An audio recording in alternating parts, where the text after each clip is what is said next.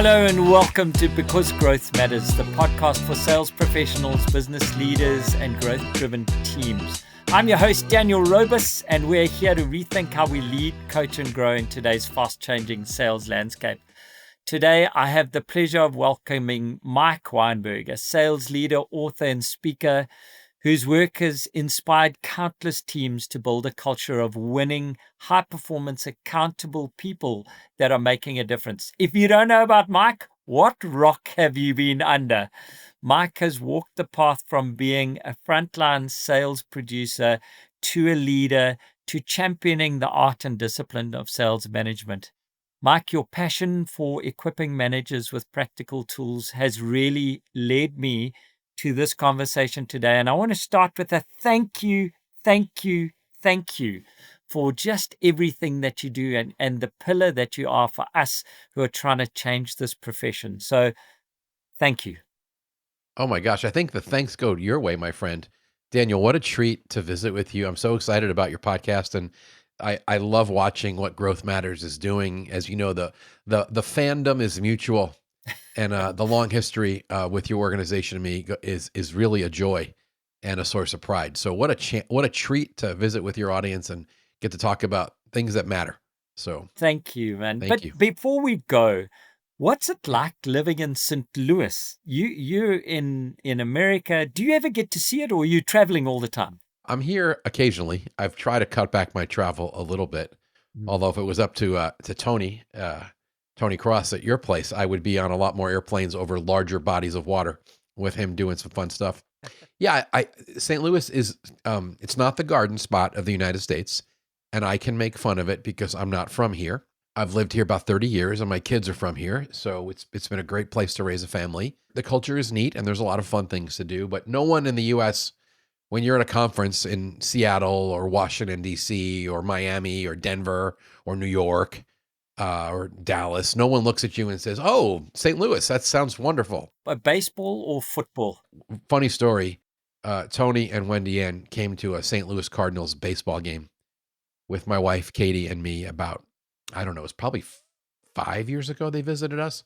And it was so funny because they were so bored in the baseball game. And Wendy Ann had so many biting comments. They're called batters. Why don't they bat the ball? Why do they just stand there? And it was a great take on from hearing a South African's first baseball game on why our national pastime is relatively boring, honestly. So, baseball talks to me so much about sales because of the statistics. American folks are statistic driven when it comes to it. Is that why a lot of sales leaders get caught up looking at the numbers? yeah, I think there's a lot of analogies. I've never heard anybody say it that way. We do see people that are athletes or competitors do really well in sales and sales management for obvious reasons because of the competitive nature. But there are so many truths. In fact, a lot of times in my sales management workshops, I'm using little graphics from the standings, in F1, right? As hey, do we have clear reports? Are we ranking our people? That's not wrong or politically incorrect. When we sit down and talk about the accountability meeting, we start with results because results are true and results are what we're here for in sales. So yeah, I think there's a lot of analogy and it holds up. And we are a little obsessed, and particularly in baseball. But there's one television show I watch every day, record it, and it's 22 minutes when you cut out the commercials, and I watch it on replay. And it's called PTI, Pardon the Interruption. And it's two old codgers. One guy's in his 70s and one guy's in his 60s talking about sports. And they have a very old school mindset. And they're always talking about records. What's the record? Will that record ever be broken? Joe DiMaggio hitting 56 consecutive games way back in 1941. Will anyone ever do that again? So I think we probably culturally are a little obsessed with numbers and stats. Yeah.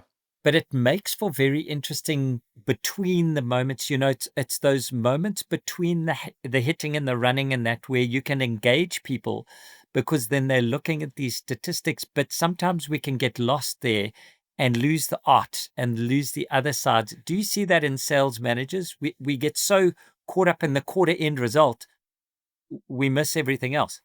Well, you just opened a giant door, even more than what you just said about the getting caught up in the result, where we have this short-term focus. where everybody's worried about the month or the quarter, but not the health of the pipeline or the development of their people. And I'm sure we'll revisit that as we get going into it. But there's this other thing going on, which I make fun of in sports, which is this obsession with data analytics and over evaluating every little nuance and statistic, from exit velocity to all these decisions that coaches or managers are making about personnel, not based on what they're seeing with their eyes or their gut feeling, but based on what the analytics are saying. And the analogy I use is that a lot of sales managers have become CRM jockeys with their head buried in a screen. And they think they can lead people who succeed by connecting with other humans, salespeople, right? When they influence other humans to make good decisions and buy from us.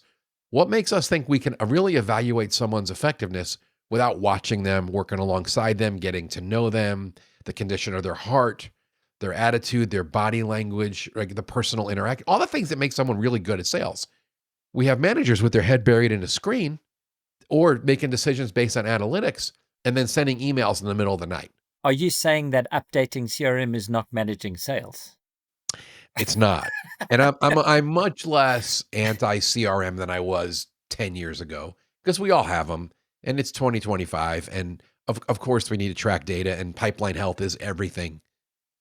But having said that, the obsession with it and the using it solely as a single tool of evaluating people as a replacement for working alongside somebody to observe, to pre-call, pre-meeting coach, to give good personal feedback, to get to know somebody. I mean, it's the art of developing and proactively coaching and mentoring sellers is so far off the mind of most sales managers because their goofy bosses in the C-suite don't prioritize people development. And they send managers chasing down every little rabbit trail or the initiative of the day or virtual meetings or 7,000 administrative functions. So there's no time to coach and develop people. And that's a tremendous sin today. I was sitting with a business owner today who wanted me to evaluate someone who worked with me 10 years ago. And I said to him, please don't employ this person. Your ecosystem isn't ready and you're setting themselves up to fail. You're going to be disappointed. They're going to be disappointed. He said, what do you mean? I said, Guy, you've got no support structure. You've got no management structure in place for the sales manager, except for a pipeline report and a CRM system. No, but we don't micromanage our salespeople. And that the folks are thinking is sales management. So how did you realize that sales is so much more than just closing a deal? When was it that you built your life around the sales management concept? What happened? What was the catalyst? No one's ever asked me that way. That's such an interesting question. I'll be completely transparent. It's probably a 2 or 3 phase answer. The first phase is that I had never been in sales leadership. I had a great career as a sales hunter, and I was the top performing salesperson in multiple companies across a variety of industries. And then I launched a consulting coaching business way back in the early 2000s and had a lot of success coaching and consulting sales teams with a business partner. But I'd never been a manager and I'd never been an executive. And I left my little consulting firm with my partner, and I spent the next 6 years in 2 different companies as both a senior sales executive and a frontline sales manager during some interesting times during the Great Recession, 08, 09, 2010. And that's the first time I really realized how hard sales management was. And when I went back into consulting the second time, I've been 15 years since 2011 when I launched this business.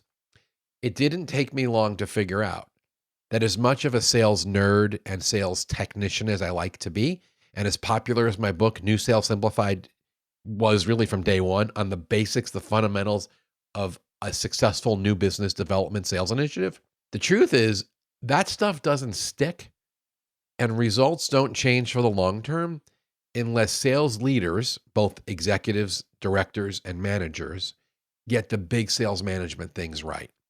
Culture, accountability, compensation, coaching, smart talent management, team meetings. Those are all the fundamentals, right?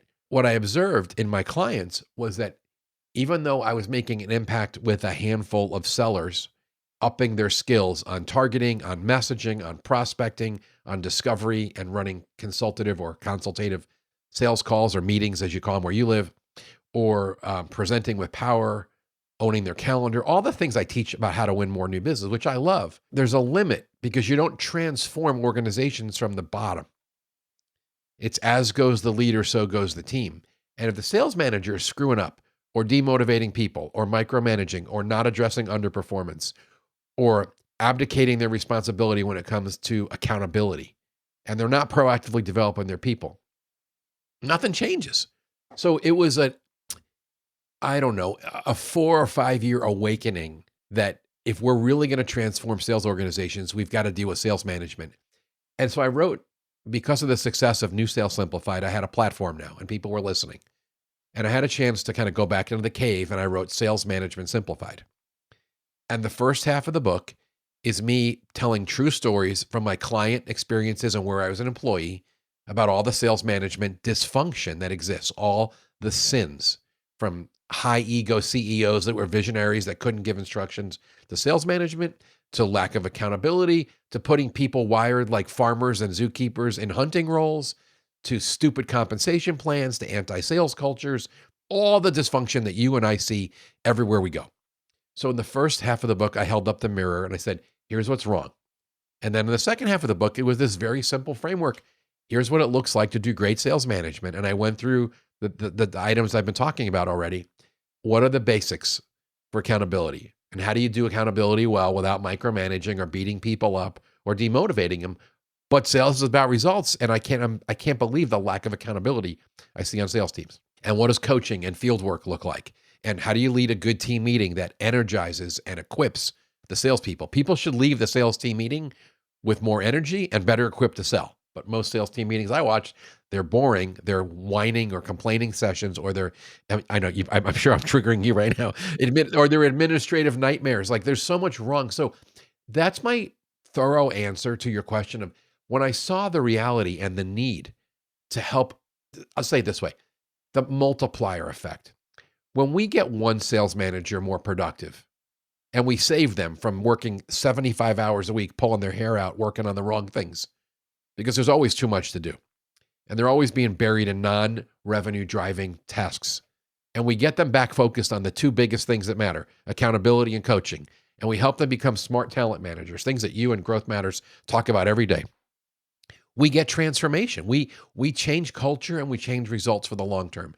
And that is why I pivoted my business probably 6 or 7 years ago to focusing probably 2/3 of my time where I'm doing workshops or teaching or consulting around sales leadership, sales culture, because if we get that stuff right, everything changes. That is a brilliant answer. You talk so much about accountability and coaching, and your friend just released a book about accountability and hard discussions to have. And there's a whole, I know we could have a podcast just about accountability. Talk to me for a sales manager who's currently stuck with declining leads, a need for people to get out there and sell, and holding people accountable without being a dictatorial tyrant. How do we balance this? What are 3 easy steps that we can implement now that can make a difference to someone who's never going to meet with Mike? I really appreciate how you frame that, because you and I both have clients right now that are selling into strong headwinds, right? There has been pain, particularly in the tech world, for multiple years now. And tough economies or strong macroeconomic, negative environments where we're selling is not a pass to management to abdicate responsibility for holding people accountable. Because even if our absolute results are not where they need to be, there's still relative ranking of people, right? There's still someone winning and still someone bringing up the rear. And what I would argue is that actually accountability and doing accountability in a positive, productive manner is the number one job of the sales leader. And it's something that most people don't want to talk about because it's not a sexy topic. It's not about a tool or some online toy or plug into a, CRM. It's not some cadence. It's accountability where the human responsible for the team is having a very formal one-on-one conversation with the human responsible for bringing in the numbers. And I have a framework that I did not create. I stole it from my mentor, who was the smartest man ever when it came to leading salespeople. And it's got 3 pieces to it. And it's a proven framework. And I joke when I teach this, I don't get any credit because I stole it, but it's the one thing that I've shared in hundreds and hundreds of organizations that I see move the needle on culture and results. And you can do it in a one-on-one 15-minute meeting per month. And it's where we separate the accountability conversation from coaching, right? We're not doing a full pipeline review and talking deal strategy. We're not coaching on sales skills. That's a coaching meeting. This is a meeting where we're going to sit down and look at facts and data. And there were 3 words that I used to help managers understand how this meeting should work. And I'll just start with the first. It's formal and it's scheduled. Okay? Formal means it's not a hallway conversation or a text message, right? It's a formal one-on-one sit down where we're going to look at these 3 things: results, pipeline, and if necessary, activity.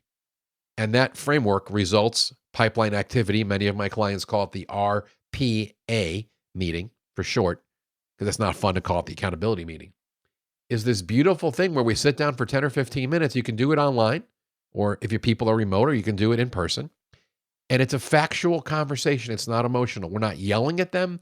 We're not threatening them. Hey, let's look at your results. Where are you? What'd you close last month against your goal? Where do you rank on the team? Where are you for the month, for the quarter, year to date? What are the couple key numbers we measure? Is it gross margin? Is it new accounts acquired? Is it revenue? Whatever it is in our SaaS clients, is it where are you MRR against goal, right? Achieved for the year. We spend a couple minutes looking at results, and it's just facts. Where are you? Because it's important we slide those numbers under the salesperson's nose so they know it. The second part is pipeline. Pipeline is the lifeblood of the business. This is tomorrow's results. And where my mentor, Donnie Williams, I need to say his name because he deserves all the credit. He was so smart because he understood nobody wants to be micromanaged. And even though we all know activity is really the key to sales, nobody really wants to be asked about activity first. So we look at the results, and then we always look at the pipeline because that's tomorrow's business. And we probably spend over the 10 or 15 minutes most of the time in the pipeline. And we're looking at basic things. It's typically 3 questions. What's your total pipeline coverage? How many deals or opportunities or how many dollars are out there? And at our typical close rate, are we on track for you to make the number for the month, for the quarter, et cetera? That's big question one. A lot of clients call that pipeline coverage. But I've got 2 questions that I ask every single time I do this meeting that leaves nowhere for the salesperson to hide. And they're really simple. The first one is, hey, salesperson, in the last month since we had this meeting, what new opportunities did you create? In other words, what's in the pipeline today? What did you put in here from your proactive sales effort? What's new that we're working on today? Because I don't care if you blew your number away last month and you're on top, you're number 1. I'm not letting you coast. What's new? And the second question, particularly is important if you have a longer sales cycle, of the existing opportunities that were in the funnel when we met last time, which of those did you progress or advance to a warmer stage? And at the end of the day, Daniel, honestly, if we would simply ask salespeople those 3 things, let's look at your total numbers. What's your opportunities? What's the dollars? Are we tracking? Do some math with me.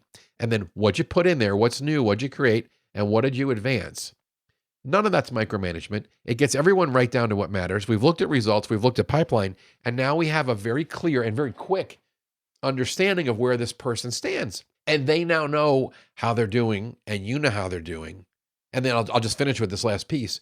If we look at someone's pipeline, and it's chock full, and you do the math on close rates, and they're way on target, and this is not a projection meeting, right? But it's an accountability meeting. But it looks like it's very clear that there are a sufficient number of dollars and deals out there that they're going to make their number. And they're creating, and they're advancing. At that point, the accountability meeting is over. I don't need to ask you, tell me about how many outbound calls you made and how many meaningful conversations and how many meetings, because if your pipeline's healthy, you're doing your job. But, and this is the case with a lot of our clients right now, if we look at the pipeline and the numbers are pathetic, and even if you closed 90% of the deals you've got out there, you're still not going to make your number because you don't have enough deals. You're not creating. At that point, the rep has earned the level of inspection where we're going to say, okay, I'm not cool with you failing. Your results stink. Your pipeline's weak. You've kind of left me no choice, Mr. or Miss Salesperson. Open your calendar, open the CRM, get your business plan, open your target account list. What did you do last month? Where did you spend your energy? Tell me about your level of activity, because the results aren't there and the pipeline's not there and I don't really have a choice. I need to dive in here with you now. And we need to work on some math about what my expectations are with you for next month for number of meetings and opportunity, because something's amiss. I think the caveat that you've put in there, which is so brilliant as well, these are one-on-one sessions. This is not a team session where you've got 8 salespeople and we're going from Mike to Dan to Joe to Sue around. It's a one-on-one where we can have these tough discussions, but in a safe, developmental nature. The other thing I hope the listeners are picking up is, Mike, you didn't tell me anything. You asked me all those questions without even thinking about it, because you want me to be cognizant that it's my pipeline, it's my opportunities, it's my responsibility, it's my business. And I really hope that comes across as strongly as I felt it. It was like a wave of, I'm in control. I can do these things, and Mike's here to build me, not to break me down. Daniel, that's flipping brilliant the way you just said that. There's a bunch happening psychologically in the dynamic here. One is what you just said. It's the salesperson's recognition that it's their control. The other thing we're doing as a manager, because here's what drives me crazy. I see managers who want to win and want their people to win more than their people want to win. And they're carrying this heavy burden on their shoulders and the weight of the entire team's quota. And what we're doing in this one-on-one accountability meeting is we're transferring the weight from our shoulders to the salesperson's shoulders. And it's not inappropriate. This is their burden. It is their number. It is their quota. Sales is about results, period. It's not wrong. It's not politically incorrect. It shouldn't be demotivating. The most successful salespeople, we all know, keep score. They're competitive. They know their numbers before you know their numbers. What's happening in the meeting is we're reminding the seller, this is on you. And this is my meeting to get you focused. But I have some clients where the manager doesn't even bring the information to the meeting. That they've set it up where the sales rep fills out a template, where they come in and say, hey, boss, how you doing? Let me show you my results from last month. Here's what I closed. And here's where I'm against my goal for the year. Let me show you my pipeline. Here's what it looks like, total dollars and deals. Here's the number of new opportunities I created last month. And these are the few that I advanced. Any questions? And I mean, think about that. Now, who owns it at that point, right? That's exactly the point you were trying to make, isn't it? I've got to say, the last 5 years, my journey has been such an awakening on that, on the ownership of it, and being able to drive it forward and own it. You talk about this so often, but we take these amazing salespeople, these individual contributors, we promote them to management, and then they want to go and do what they've done, just multiplied across 10 people, but they don't have the framework. So they still want to score the touchdowns, but they haven't moved into the on the side of the field, wearing the headsets, making the shots. You're not there to kick the points or to score the touchdown. You're there to call the play. And that transition, how do you get that across to new sales managers? Now, I know you were talking about these young sales managers, 25, 28, carrying big pressure and working themselves to a standstill. What's this transition? Maybe it's a mental one or emotional. I love where you took this, because it's a natural outcome of the problem, right? Which is the person who was really good, who was a winner in sales, gets promoted into management. So they keep operating the same way. It's on me. I'll get it done. I'm a winner. I'll do whatever it takes. Welcome to my world also, right, Daniel? And everyone. That's why we got promoted, because we're really good at sales. And we struggle with a couple things. One, the recognition that our people are probably not as talented as we are. That's why we got promoted. The problem is, and this is where our job as leaders really comes in helping new managers understand this, we have to remind them what leadership is. Leadership is getting results through your people. I've heard some of your mission of Growth Matters talks about this all the time. Getting the result, getting the number through your people. And too many sales managers have what I call the hero syndrome. They want to be the hero instead of making the hero of their salespeople. And you said it, it's ego. or they want to get on the field and they want to kick the ball. And I love that you used an American sports analogy. Extra credit for you right there for using a touchdown. Uh, I thought I was going to get rugby or cricket or something. There's this extra burden. I mean, it's hard enough to do your day job, right? With the people you're leading and all the things the company puts on you. And then instead of being a people developer and multiplying yourself into your people to help build them to what they need to be and doing the two things I always talk about, accountability and coaching, you insert yourself in every deal. You're running the presentation. You're doing the follow-up. You're tweaking everything. Sometimes it's ego. Sometimes it's insecurity. Sometimes it's pressure.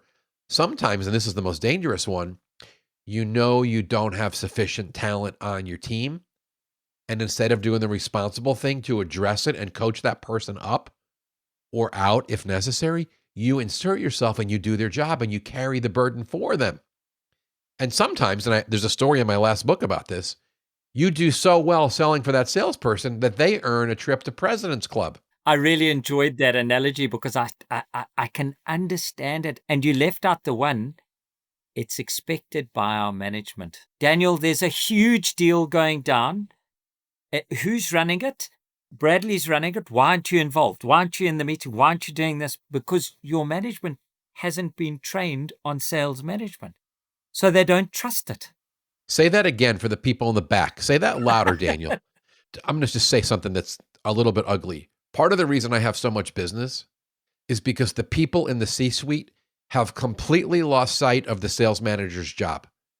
And what you just articulated is what I see happening. I get paid to do these workshops and do these programs to get the sales managers doing their job. And I show back up there 2 months later and nothing is different because the people in the corner office keep reassigning the sales managers or putting the kind of pressure on them or giving them initiatives and the flavor of the day. And they never get to do the basics that you and I both know move the needle on culture and results. Well, give me your take on the misdirection from the corner office. These big deals, they don't trust it to our salespeople. They want the sales manager in it, on it, running it. And they don't understand the role that the salesperson needs to be outward focused and the sales manager needs to be taking the blockers out the way so they can be more effective. Our leaders need to be creating this culture that is sales orientated, which is solving problems for customers, not solving problems for ourselves. And I've lived through it, and I've even done it. I've even done it because I knew no better. And only through reading and talking to people like yourselves do we learn what this profession is about. And we've got to start practicing it more. I want to say two things in response. I love your take on this. One is, it's not sustainable or scalable. The model that you just articulated that is very prevalent today, where the pressure on the manager to do all these important things because we need numbers. So you get out there and you should be on 3 airplanes on the last day of the quarter. You do it, manager. It's not scalable or sustainable. And we have managers on the edge of burnout and overwhelm. It works for a month or two, but it doesn't work long term. But here's the other piece of the puzzle, because this is the part that's getting ignored. It's not that the manager is not involved in the deal, but they're doing it in a different manner. They're addressing it in their coaching conversations. And when they're getting together to work alongside a rep, or maybe they have a one-on-one that's an hour on Friday afternoon, just for skills development, maybe for 30 minutes. And then the other 30 minutes is, let's strategize these 2 big deals you're working. Let me coach you, ask you some questions, help you think about it. How can I serve you and support you? Even manager maybe even ask the rep, what role can I play in helping you here? That is not the same thing as a senior executive looking at the manager, you go in there and you do that. Exactly. And then I can work on 5 deals instead of 1. And that's scalable. And then you're multiplying yourself into your whole team and everyone's becoming more effective. And now you're a leader, you're not a doer. And what you're describing here and what we're talking about is a problem of enormous magnitude today. I mean, it's hard to explain how prevalent this problem is. And let's get real. All right, let's go from academic to reality. The pain that my clients and your clients, particularly in the tech space, have experienced after they've gone through the craziness of COVID, where first it was shut down, and then it was all this demand driven by COVID and all this tech spending. And then the last 2 or 3 years have been incredibly painful. And you know what's gone on? I mean, this is the truth. We have sales reps in jobs who went to President's Club even if it was a virtual president's club in the middle of COVID, 3 years ago, that can't sell. And so the manager's having to do their job for them. We're selling into these headwinds. And what's coming out now with a lot of my clients, because we're forcing the manager to do accountability and to do coaching, is that there's a pretty high percent of the sales population in sales roles that aren't really fit for the job, but they did really well as demand fulfillment people. Order takers, not order makers. Solving a problem for a customer is very different from giving tech that a customer has found a problem to solve. But it's a very scary thing, Mike. It's a scary thing because lots and lots of salespeople are going through that right now, that in order to generate opportunity, they have to understand so many aspects of it. And without coaching, how do we get our salespeople to that level? Now, I want to pause here. You sit in an environment in the great old USA, and one of the things is you're fired. It's quite easy. The rest of the world, labor, different laws. Labor. Yes. I do think you have hit the nail on the head already multiple times by saying accountability and coaching is going to make people better. So we're going to do this, but how are people responding to these new headwinds now? Are they prioritizing coaching? Are they prioritizing accountability? Or are we just seeing more pressure being put on the salespeople and higher turnover? I think it's such a mess right now. It's hard to even decipher because of the pressure and the layoffs in tech. I'll share one thing that I see happening, and you can tell me if this answers the question. We need to circle back. But I'm not trying to be dramatic as I say this, but there was an entire model that was created about high velocity selling and predictable revenue and inbound marketing in tech and SDRs and BDRs, where this whole culture was set up due to high demand and a lot of inbound marketing that was fundamentally different than what new business development looked like every decade before that, where salespeople were responsible for creating demand, not just fulfilling it. So a typical salesperson owned the top of the funnel. And what happened in tech the last decade is, no, you don't do that. You blog, you tweet, you do social selling, we do inbound. We have a cool product that's driving a lot of inbound. So you get leads handed to you, and then you show up. Don't do too much discovery. You just show them our great product and you do the demo. And then, we'll advance the deal and everything will be great. And there were so many leads because the economy was hot and the industry was hot and the products were really cool. People didn't have to sell. And what we're seeing today, because you watch what's happening online on LinkedIn and all the sales gurus changing their tune, the whole model, and everyone's going back to talk about traditional prospecting and the telephone, because email marketing and other things, social, have been ruined by the barbarians, as my friend Anthony calls them, between automation and bots and scams. And so the personal side of selling has been removed. And now we have a significant percent of the sales force, particularly in technology, that never really had a hunt on their own. And I don't mean they had a hunt, but they didn't have to self-generate opportunities. They would get an opportunity at a certain level and then have to advance and close it.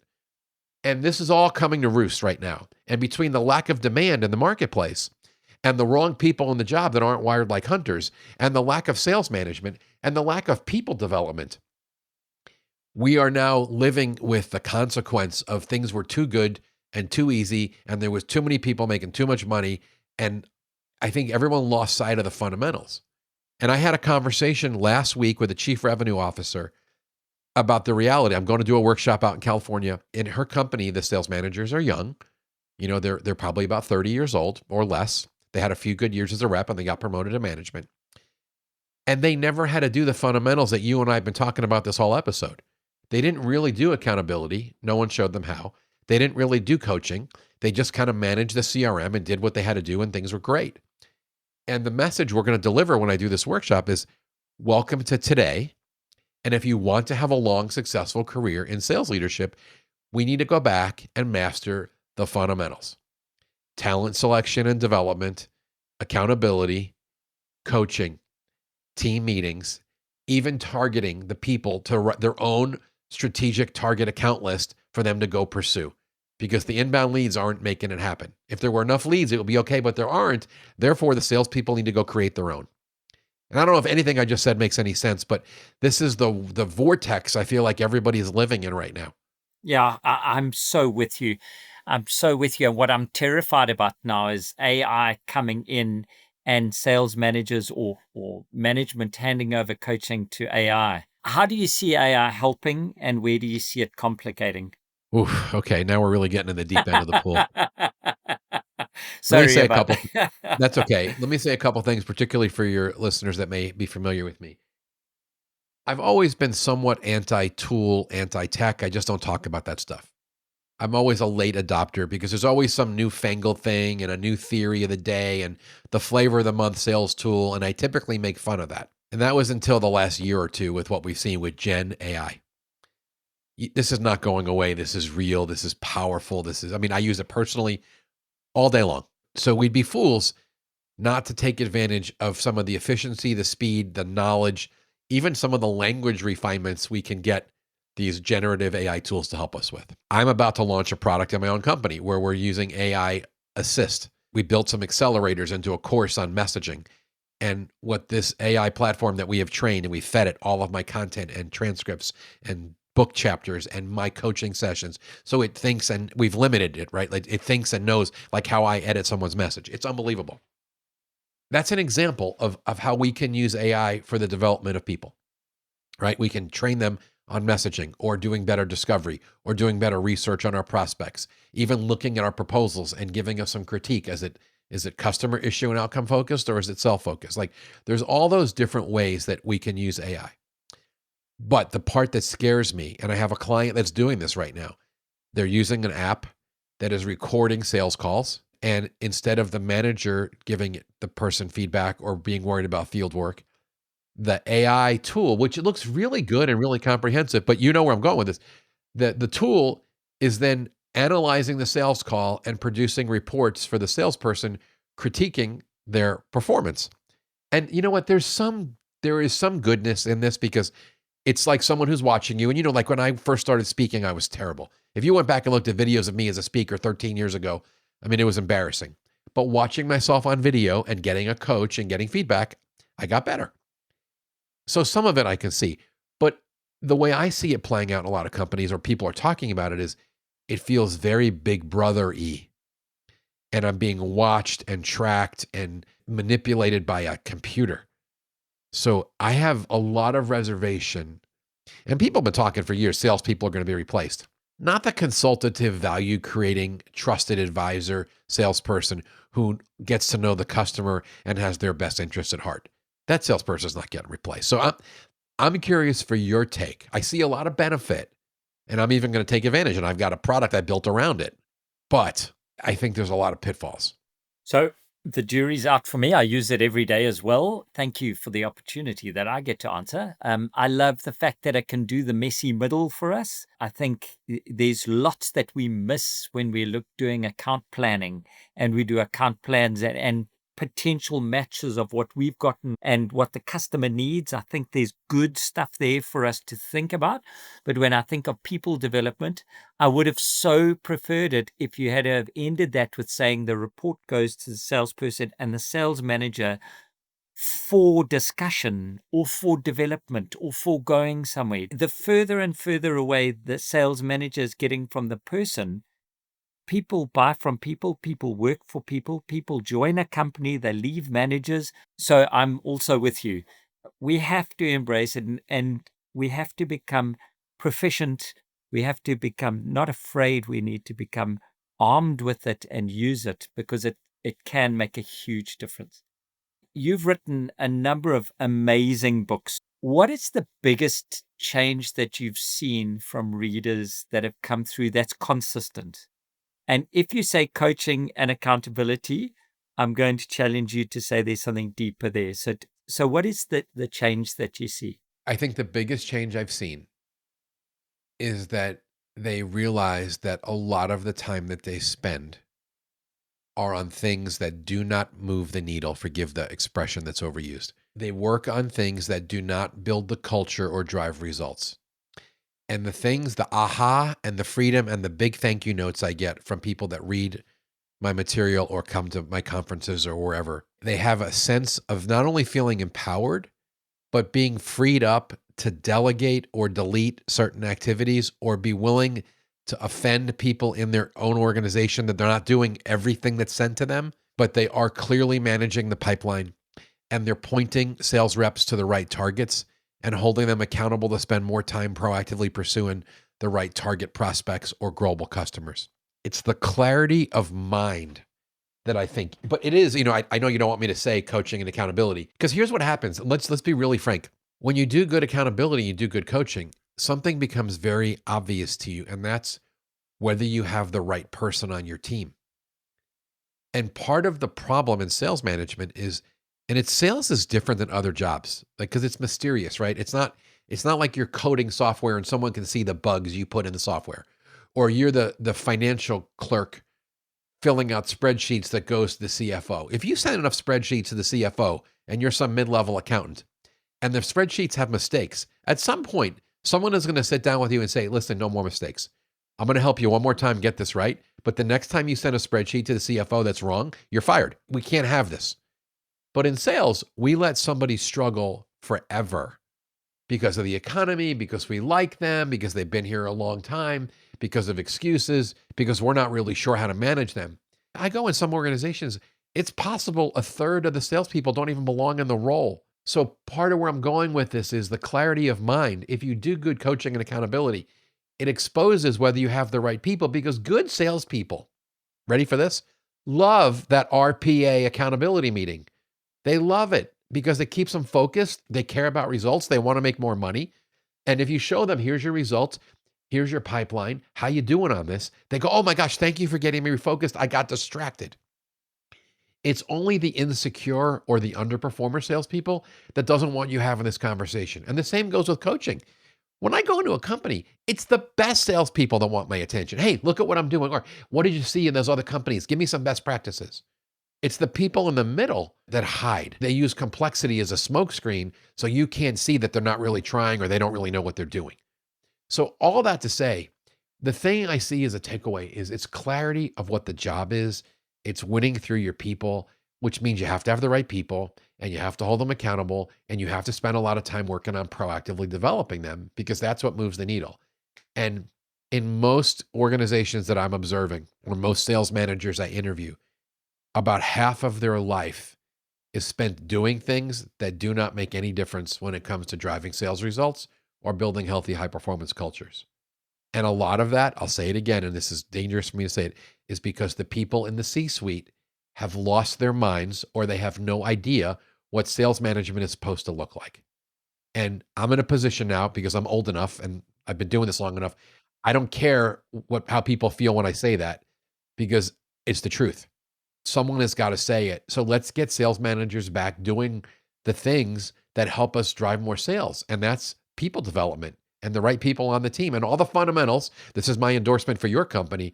There's no organization in the world I respect more when it comes to sales management than Growth Matters. And, you and I are newer friends, and I go further back with Tony and Alan and Wendy Ann.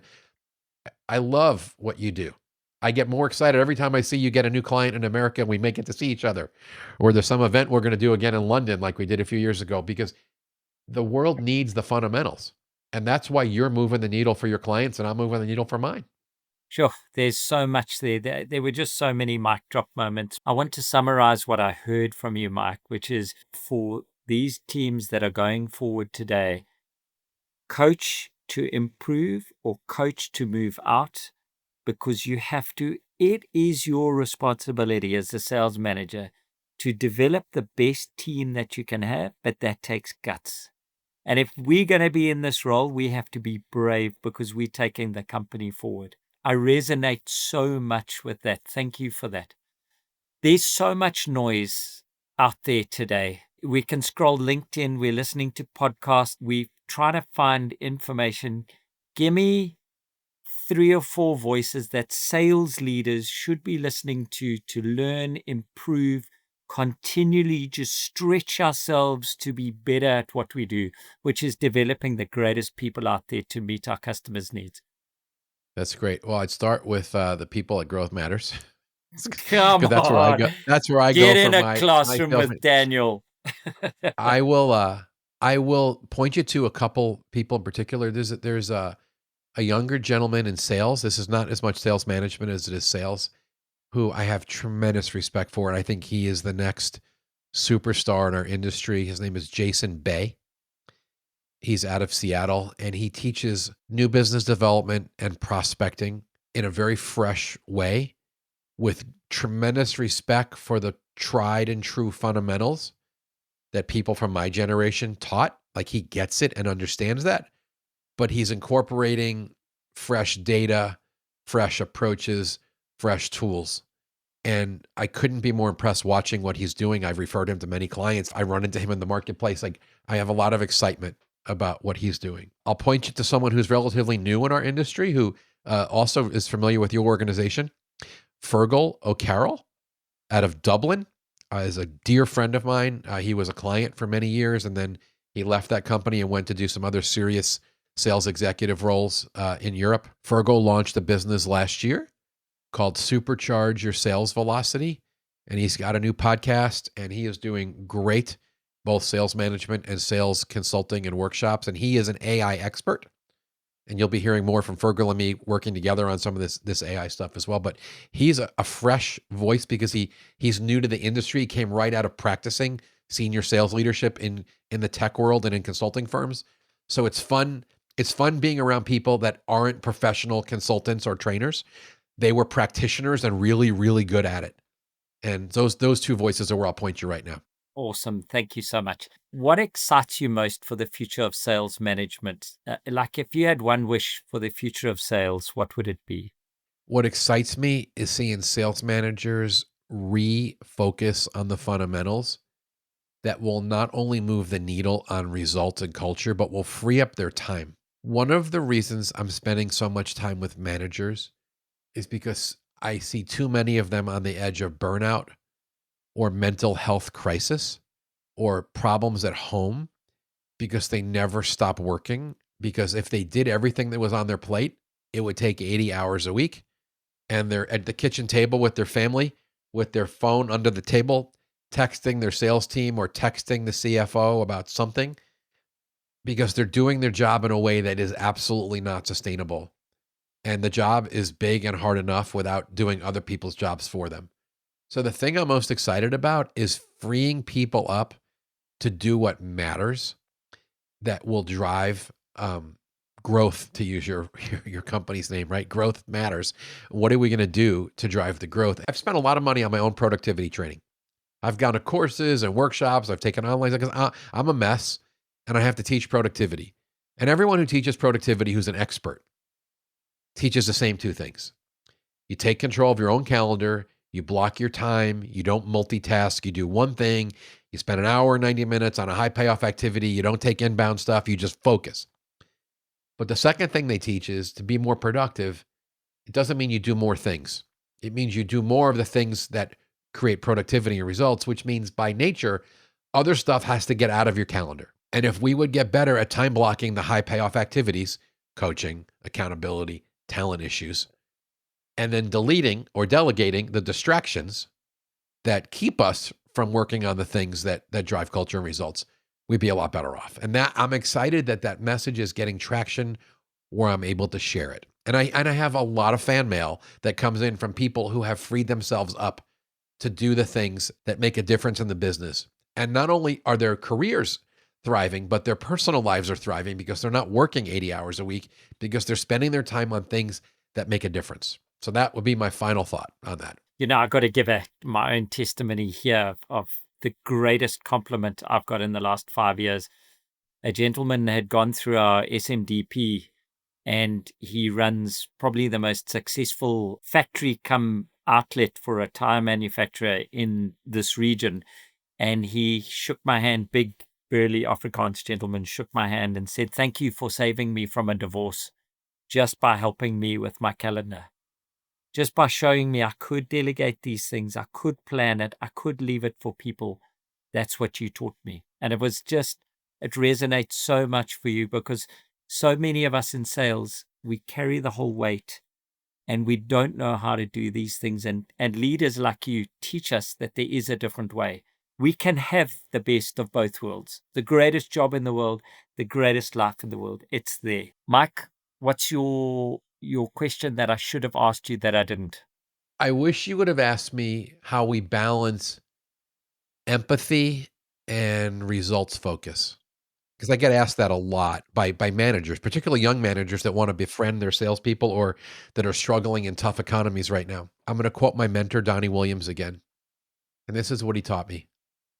He taught me that sales management is the fine art of balancing, encouraging the heart, and kicking the ass. And the way I say it today is these two things are not mutually exclusive. We can be pro salesperson, celebrate results, love, support, encourage, not create an ugly micromanagement, terrible environment where salespeople are berated and beat up. We can be positive and pro sales and build community and celebrate and supportive. And at the same time, be 100% winning championship sports team locker room, focused on results and pipeline like crazy. And the healthiest sales cultures, the ones I would argue are an unstoppable force, are the ones that marry those two pieces. They are loving and supportive and pro sales, but they are crazed about results and winning. And the best people are attracted to that culture because they want their ass kicked. They want to be competing. They want to win. That's what sales is about. But they want to be loved and supported and encouraged and valued. It's really rare, Daniel. Like it's 1 out of 20 companies I go into where I see that's actually happening. So that's why I love to talk about that because if you get that, you win big. And it's not one or the other. You can be empathetic and do radical accountability. You can be really nice and have a results focused culture. They're not mutually exclusive. That's the beauty. My mentor Donnie really understood that. And he built that into me. So we need to have a whole episode about building accountability. I know you need to go. I've got to ask you my last question before thanking you. Apart from your faith and your family, what is your 1%, that small, powerful difference, mindset, habit, or idea that's had the biggest impact in your career and your life? wow. It is faith and family for sure. I know. I will tell you that, That's why I didn't ask. I know. I know. I know. And so I appreciate that as a setup. I will tell you that I have been blessed to be around some really talented and driven people that I've been able to steal their best practices, whether it was CEOs I work for or friends from church or I have a dear friend up in Minnesota named Rob, who is he sharpens me. I have people that have made me better. That's a big blessing, honestly. There's a lot of people I need to acknowledge for the success I've had. Mike Weinberg, I've loved this time. It's flown by. I wish I could have more. From us at GMI, we're such big proponents of your work and fans want to say thank you. Go and have a wonderful morning. And thank you for your time. Be blessed. Go forth and be amazing. You are a treat, Daniel. I'm so glad we got to do this. I am honored, spelled the graceless American way without the letter U. And to your listeners, I wish them great sales leadership and to their sales teams, tons of new sales. Thanks for having me. Thanks for tuning in to this episode of Because Growth Matters. If you got value from today's conversation, please take a moment to rate the show 5 stars on your listening platform and share it with someone who might benefit as well. Don't forget to follow or subscribe so you never miss an episode. Catch you next week.